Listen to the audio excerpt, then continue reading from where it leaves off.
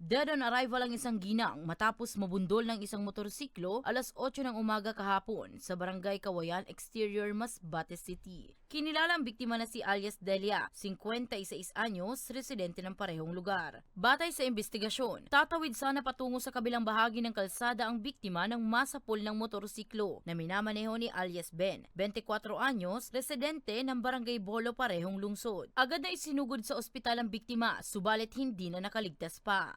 Ang sabi ng driver, pagtawid ng babae, biglang bumalik siya sa kalsada. Imbis na magtawid diretso, bumalik siya pabalik ba. Nang tinawiran niya, pabalik siya, kaya tinamaan siya ng motorsiklo, hindi na siya naiwasan. Bali yung biktima po, ang may kuwan po siya sa ulo, basag yung palang ulo niya sa likod. Yun ang ikinamatay ng biktima.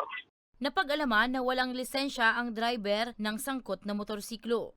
Sa mga pedestrian po, habang kung tayo tatawid, maging maging alerto kasi minsan may mga sasakyan na mabilis. Yun ang kadalasan na nangyari na nababanggaan kasi yung sasakyan minsan sa sobrang bilis hindi na rin makagawa ng makapag-breno o maiwasan yung tao na naglalakad sa kalsada. Okay, Yun lang po, dapat alerto palagi pag magtatawid sa kalsada.